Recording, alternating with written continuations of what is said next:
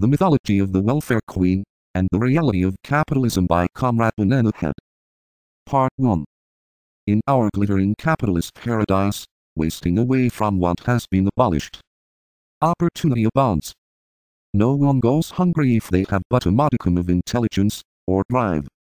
The free market has furnished all of society's members with an elevated quality of life, regardless of color, gender, or national origin.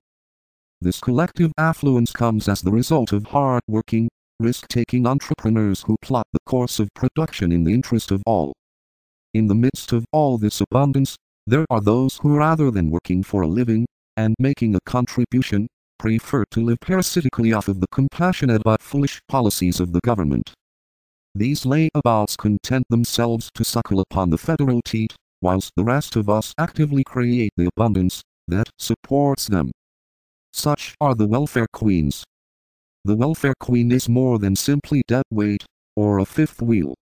She is a leech, a lamprey. This vampire lives off of the lifeblood of a prosperous capitalist society, and makes no restitution for the privilege. No, the welfare queen contents herself to sit upon her federally subsidized throne, i.e. the couch, and collect check after check of government money. This lazy, dark-skinned leech bears to have us subsidize her existence whilst producing child after child to increase the benefits she receives.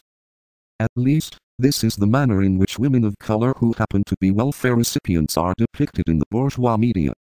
The welfare queen is mere fiction, albeit a powerful and popular one, which has been instilled in the mind of the white public, and is maintained by the pontification of reactionary politicians, scholars and the cap press. A brief analysis will illustrate this. The conventional representation of social welfare is that it constitutes a disproportionate share of federal spending. In actuality, only a sliver of the annual budget is allocated for the purposes of poverty assistance, and the vast majority of welfare beneficiaries are children, not adult women. One of the largest and most attacked social welfare programs, the AFDC, Aid to Families with Dependent Children, now TANF, or Temporary Assistance for Needy Families, has provided help to the more impoverished members of American society since 1935. This program has been one of the least manipulated or abused. The federal government estimates the rate of fraud within AFDC at about 2 to 3%.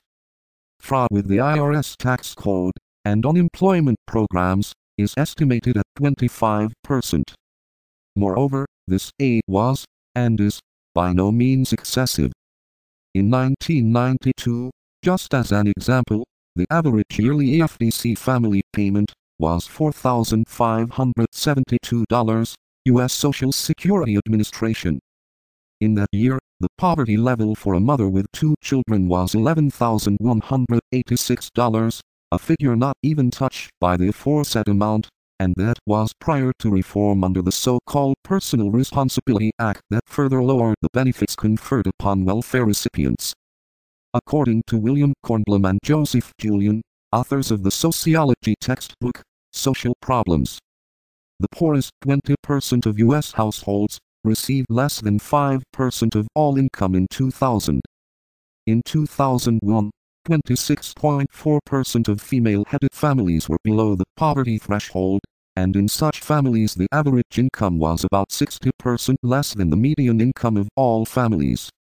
16% of children under the age of 18 are living in poverty. Almost 23% of the black population, and 21.4% of the Spanish-speaking population have incomes well below the official poverty line, as compared with the number of whites below the poverty who constitute 9.9% of the total white population. Kornblum 107